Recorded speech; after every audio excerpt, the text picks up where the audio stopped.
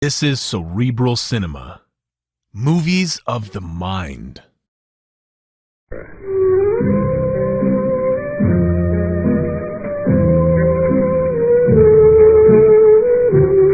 Craig speaking. Not every client you get is a socially upright citizen. But then the only society of angels is up in heaven. Mere mortals are honorable only to a degree. The almighty dollar being what it is. The gent who propped beside me on the Fifth Avenue bus didn't look too kosher to me. And it wasn't only because of the scar on his cheek. I know Scarface Judson. Just call it my hunch. I transferred my wallet to the side pocket furthest from him. I'm not a dip friend. Second story? Wrong again. Carnival show with Austin as a sideline? Now, don't tell me you're in some honest trade. I am. Now, this is. You better yourself every day, friend. Begin bad, end good. That's right, no? No comment. So, tell me. You think I sat next to you on purpose? I can tell when a guy does. You got me sized up by now? Not quite. Well, am I hired or no? First, consider what I say. I murdered a man an hour ago. Oh, it's a fine day for it. I shot him. Now I've got him in a sack. Busy, little bee. I had the best of motives. That ought to reassure the court. You're a confidential investigator. Guilty. Your license makes you a technical arm of the law, sworn to uphold it. You've been reading my wall literature. It's your duty to detain and arrest me. I'm not the obliging type. Sorry? I'm getting off the bus. Getting off? Adios, amigo.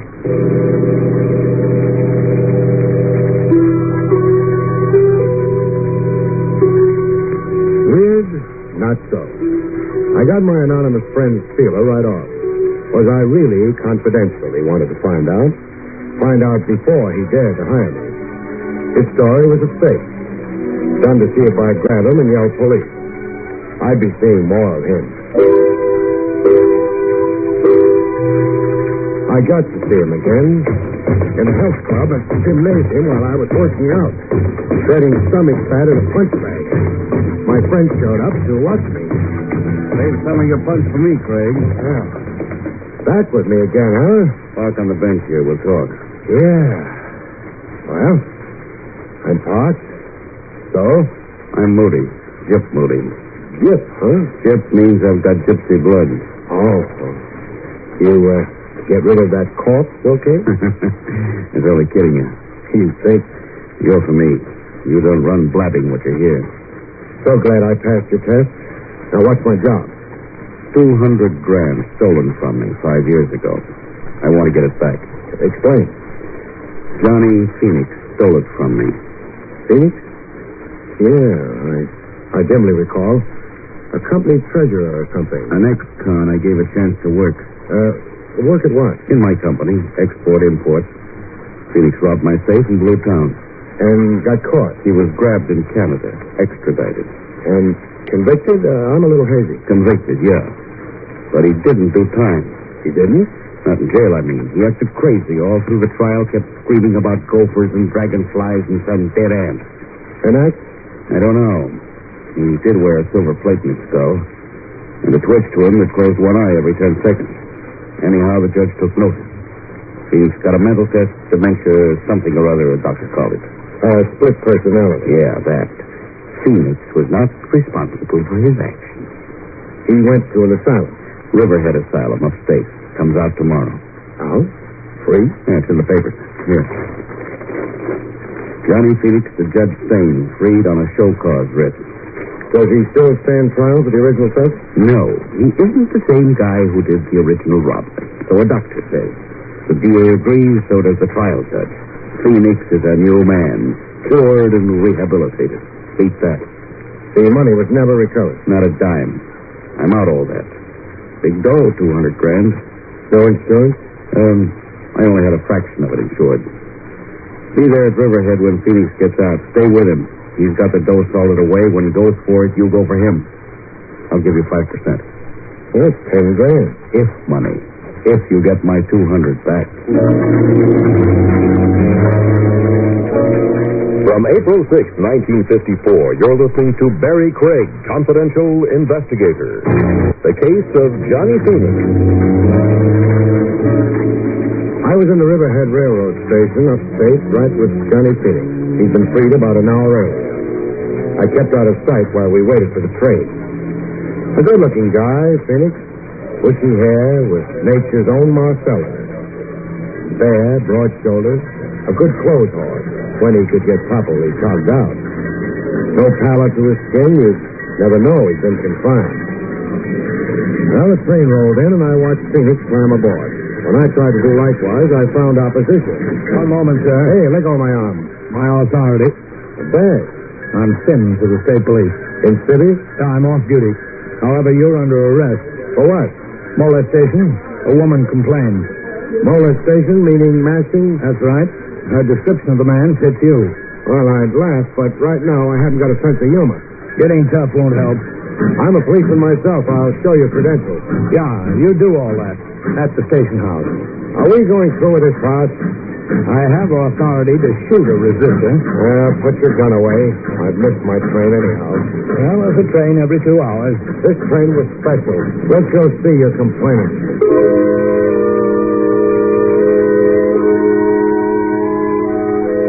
The complainant looked like she'd had trouble with matches since pigtail days.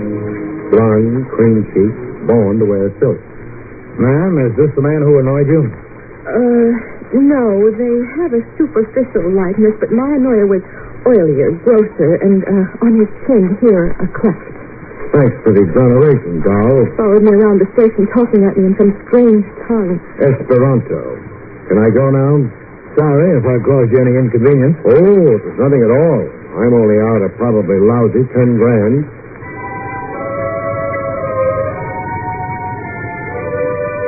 Back at the Riverhead station, again waiting for train out.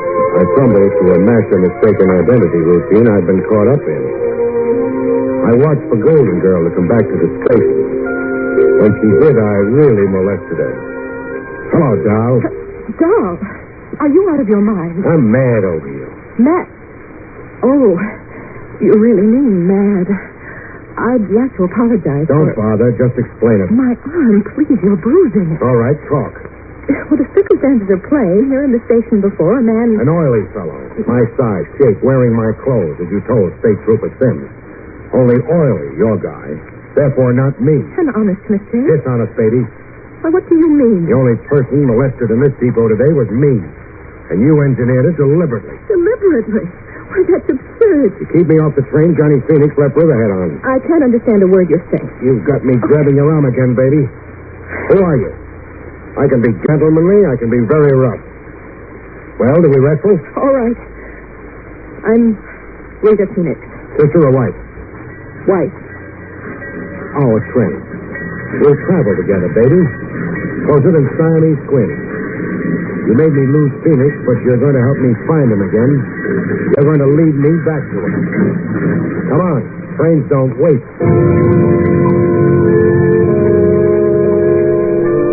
On the train, we sat as close as the law allowed.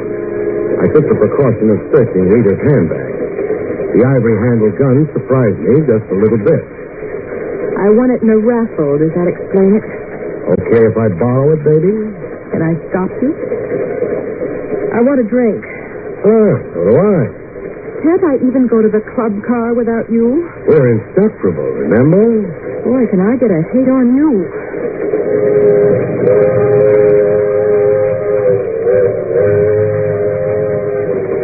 Inseparable. Only thing I was wishing aloud.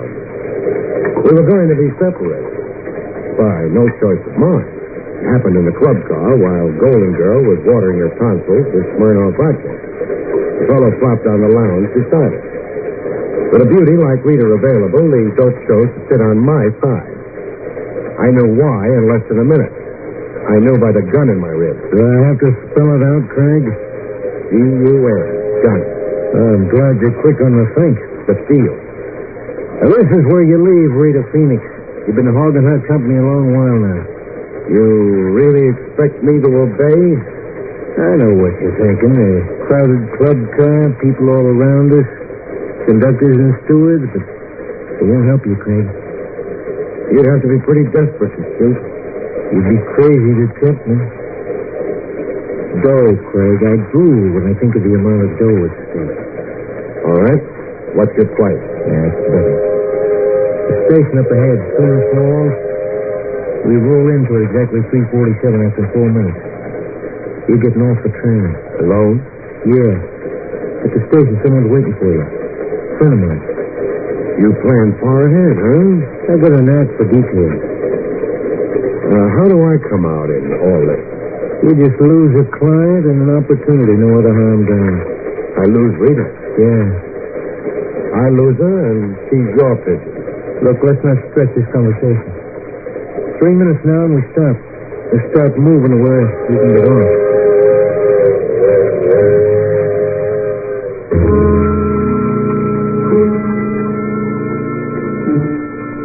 In Sooner Falls, I watched the train continue on to New York. The someone waiting to greet you is right on hand as promised. Hiya, pal. Put his face between 2 loaves of bread, and you could call it a giant meat burger. Hey, what are you staring at my kisser for? It's ugly. Now, is that nice? My car's there. Is this ride necessary? Yeah, Candy set it up. Candy, huh? Oh, did I just leak his name to you? No. Candy's an old acquaintance. Oh. What makes this station so lonesome? No people. Sooner Falls is a hick town. Nobody in it. Why are you in it? For my asthma. I got asthma bad. This break is pollen free. So let's ride now, huh? Where will we ride to? Around? Just around? Yeah. You're worrying. Don't. This rod on you don't mean nothing. No holes in you, so don't worry, huh? My orders is just to stroll around with you, see the sights, run you into 6 o'clock, and then give you the heave. Run me into 6 o'clock. Until Rita and Candy land in New York. Get off that train and get lost together. Candy doesn't want me phoning ahead. Hop in, pal. Delighted to. I'd love to tour Sooner Falls. Hey, let go of my throat. When your lovely face turns from beet red to purple. Let go. Took a long time throttling. And when he finally dropped, I fell on his gun. And just lay there.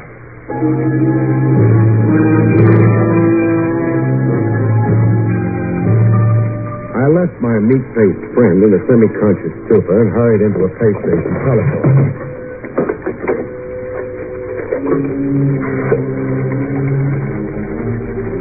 Operator, give me long distance. New York City. Police headquarters. Person-to-person, reverse charges. I want to talk to Lieutenant Trav Rogers.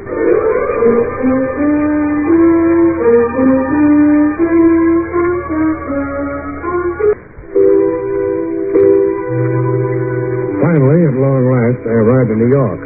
I'd sure missed a lot of trains. Trav Rogers had come through for me at his end. The man and woman you described on the telephone got off the train here in New York. They went off in separate directions. You had them shadowed? I did. Where'd they go to? The lady's registered at the Parkfront Hotel as Rita Manning. A phony name. She's Rita Phoenix. How about Candy?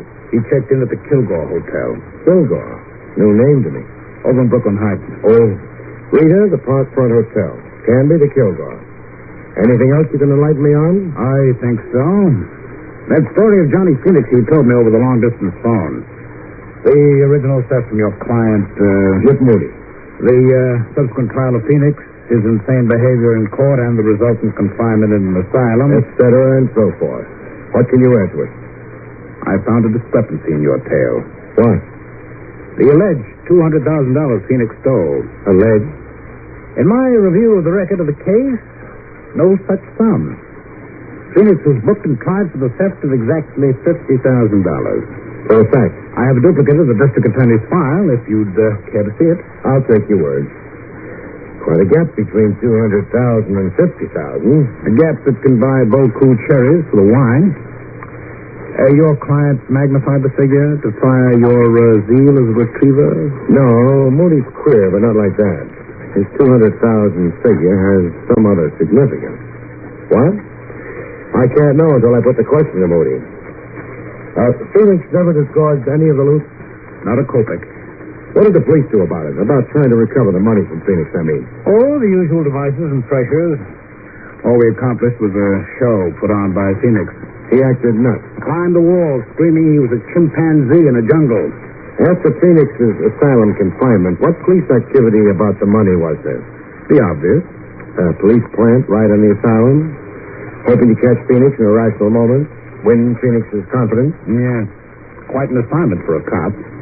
Feigning insanity. We had to change our plants every 10 days. The sheer wear and tear.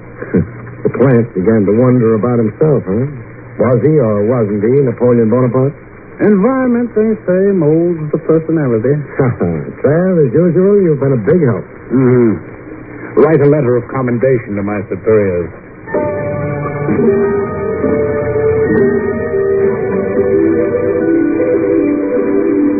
My client, Moody, didn't exactly like explaining a discrepancy between $50,000 and $200,000. $200,000 was stolen from me. You're still avoiding my question. Moody, I want to know.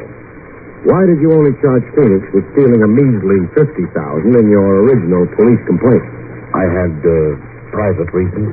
Now, if I'm to come through for you, I can't be in the dark. Well, the bulk of the money was a sum I couldn't afford to broadcast publicly. Whatever that means. You're in export-import, huh? Yeah, export-import. Export-import is a pretty broad heading. It could cover a lot of operations. Above board and underhanded. Legitimate goods and contraband of some kind. Let it go at that. Cash deals in the dark. No record of it on the books. Stop making out a case. Fraud against the government. Tax evasion. Keep it up, we'll have a parting of the ways. I'm not on trial with you, Craig. I like to know the character of my client. I'm honest and dishonest. What's so unusual about that? Every second guy you meet. Yeah. The buck for its own sake. No wonder the old world's in a spin. Phoenix took advantage of my sensitive situation. He knew in advance you could never prosecute him for the whole sum of money he stole. That you couldn't come into the courts with clean hands. Yeah, that was Phoenix's gimmick. You going to use any of this against me? Ask me that when we're counting your $200,000. Now, what answer... Oh, I get it. When you're counting your 5% fee, you mean? Sure. You like money like everybody else. Now, tell me something. Who is Candy? I don't know. Never heard the name. A native, maybe. You recognize this description? Well built, little on the short side. 5 feet 7, say. Brown hair, brown eyes, natty dresser. The description means absolutely nothing to me. That's funny. There's a guy who knows you well enough to be scrambling for your money. Yeah, it's a mystery to me. Leave a side of beef exposed and the jackals come around. Jackals and jackasses? Okay, I'll circulate around. Craig. What?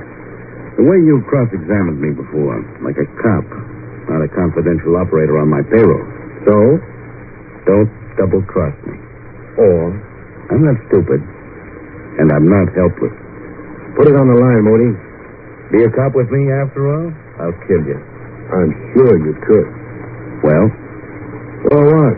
Reassure me that you're still confidential. I did that, I'd only be lying. Meaning? I'm not working for you anymore. You're off the case? I didn't say that. Then it is a double cross. Clean hands. I only like clients with clean hands. So long, Moody. Craig, stay out of my business. Your kind of business, Moody, is public business.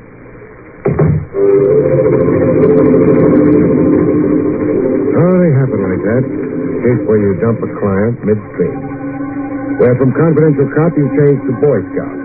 You're working without fee in the public weal and welfare. Great, only doesn't buy any groceries. At the Kilgore Hotel over in Brooklyn Heights, I got Canby's room number from the desk clerk. I also got an advance hint on how frantic it could get up in Canby's room. I spied the desk clerk on the telephone a second after I started to the staircase. The desk clerk tipping Canby off to my visit. There'd be a gun upstairs waiting to greet me. What kind of a hotel was it? It was that kind of a hotel. In the hall outside Canby's room, I had a scheme to outmaneuver Canby's gun. Canby, Frank Canby? Yeah, what is it? Linen service. I got your fresh linen. Yes, sir. I flattened against the side wall of the hall, out of line of fire, and waited for Canby to open the door. Come right in. Hey, my turn to shoot now.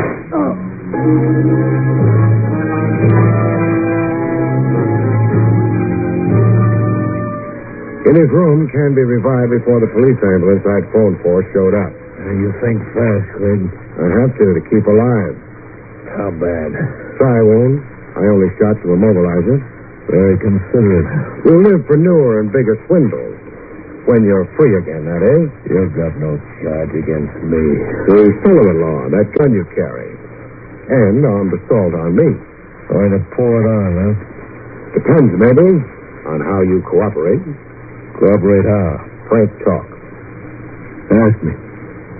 Where do you come in on Moody's missing $200,000? I forced myself in. Meaning? Well, I'm out of left field. I don't know Moody and I don't know Phoenix. But I do know about the dough, you understand me? I think so. You freelance in crime. You're a fly. Honey anywhere draws you. That's it, yes. Got a prison record? So far, no. Been lucky, huh? Until you. Who tried to detain me for you in Sooner Falls? Hutch. Who is he? The next pub. Blackballed out of boxing for throwing fights. He hires out to me. You got away from him, huh?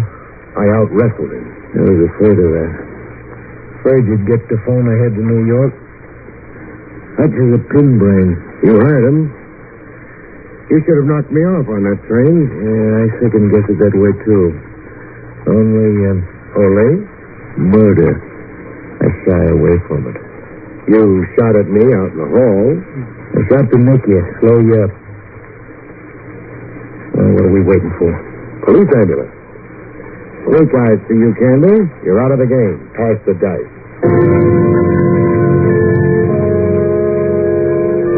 With Canby out of the game, I set out to eliminate another player. Lisa. I found her in the dining room of the Parkfront Hotel. She didn't bat an eyelash when I joined her at the table, like she was immune to surprise. You, huh? Me? Oh, what's good? Chicken fricassee. What's new? Canby's in the clink. Thanks. For what? Removing Canby. He's been giving me a bad time. Asking you where he can find Johnny Phoenix? Asking me? Where can I find Johnny Phoenix? I'm deaf. Stupid. Maybe. You're crazy if you keep dreaming of that money.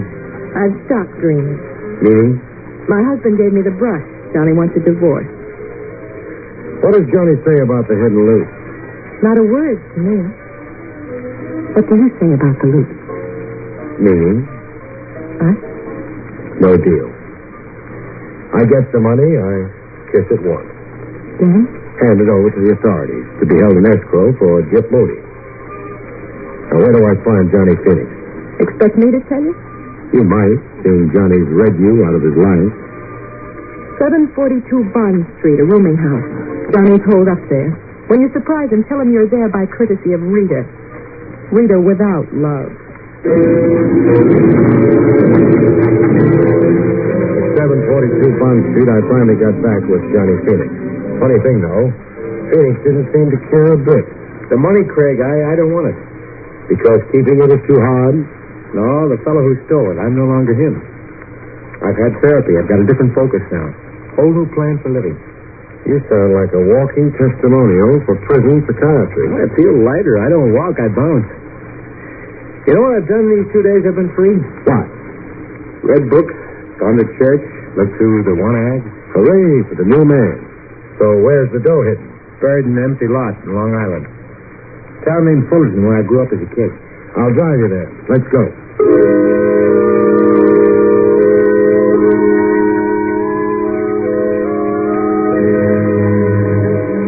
In Fullerton, we ran into a surprise. No empty lot. I don't recognize the setting. You've been away 5 years. Just what's different? Well, what you see, the house standing there, that Cape Cod. You say the house there was built on the empty lot you buried the money in? Yeah, the exact spot. There are markers around. I recognize that clump of trees there. I counted 20 paces north and 2 paces east. Then I buried the money. That would put the money smack in the middle of the foundation of the house. What do we do now? How deep did you dig 5 years ago? 6 feet. In building the house, an excavation of at least 12 feet was made. Meaning the money was exposed to their builder. Meaning. You wait here. I'm going to make some inquiries inside the house. Oh, but what possible good? Inquiries inside the house. Inquiries around Fullerton, generally. Then some research into police files. I'm curious as to why a house was built on that exact spot. Badly chosen location in a lowland where rains create a swampland. And with the nearest town neighbor east, west, north, and south at least 200 yards away. Wait here, Phoenix.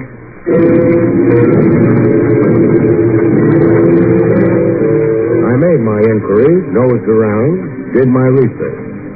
The following day, I dropped in to see Trev Rogers to tell him who to go arrest. I'm to arrest a homeowner in a town on Long Island called Fullerton. That's right. A homeowner named Cy Kennedy. Cy Kennedy, alias Joe Calliff. The name falls on deaf ears, huh? Should I know it? A cop should. I could send you pouring through police files on Johnny Phoenix.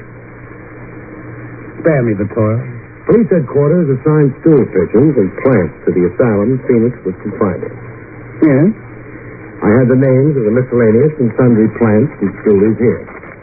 Abram, Tyler, Wilson, McKenzie, Calliff. Is it beginning to dawn? Yes. Calliff. Joe Calliff. A professional stool pigeon the department employed years ago. A stool pigeon who spent time in a prison asylum with Johnny Phoenix. Time enough to pump Phoenix and get himself a road map to a bonanza. Double-cross the police department.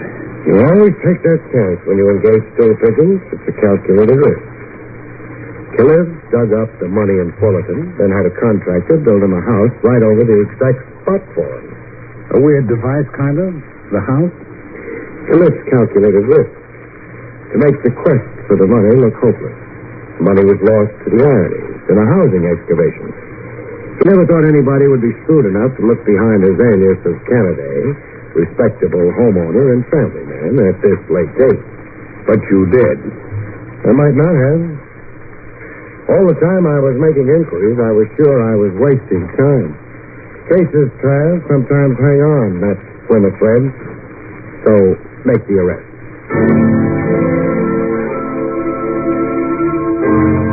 Cerebral Cinema hopes you have enjoyed this movie of the mind.